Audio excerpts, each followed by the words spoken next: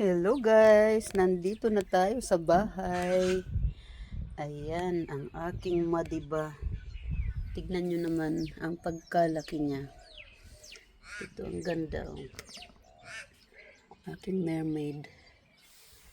Lahat naman sila magaganda. Ay, salamat sa Diyos. Nag-burp. Nabusog ako guys. Kasi nag-dinner na ako. Nag-dinner na at grabe ang aming trabaho today. Ay nako, nasira ito. Look at that. Full of insect. Yan ang sakit ng succulent guys. Kaya hindi natin maiiwasan. Ang gawin na lang natin dito, alisin siya at ipropagate para mailigtas ang mga dahon. Maka pag-propagate. Ganyan ang sakit nito. Ayan. Ayan. Ang ganda-ganda pa naman eh. Sinaniba ng ano. Makamandag na may libag. Ayan. Kalbuhin na lang natin ito. Para mag suloy. Yay. Kalbuhin na natin.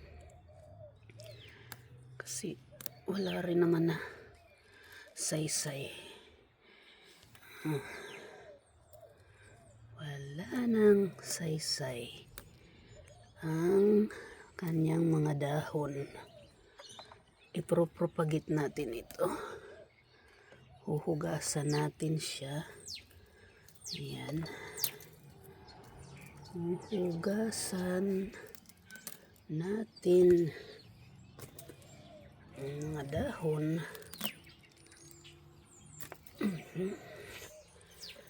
Ayan. Huhugasan natin ang mga dahon. Ayan. Ayan. Ganyan ang sakit nito. Ayan. Tatanggalin natin siya.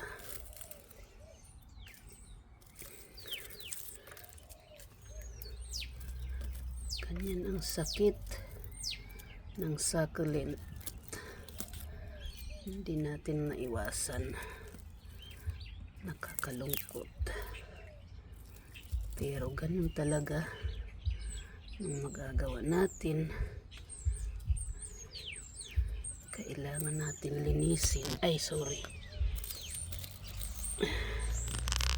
Linisin sila para sumuloy ulit. Ayan. Tapos ilagay natin dito. Hugasan natin ang magagandang dahon para ating i-propagate. Ayan. Ang dahon. Magagandang dahon. Hugasan. Talagang grabe. Grabe ang mga insekto. So ito ang mga dahon. Ayan ang lagi. Ayan guys, nangyari.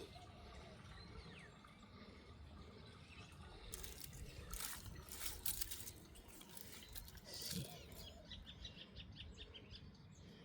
Na ano ang mga insekto. Anyway, hanggang dito na lang muna guys. Bye-bye.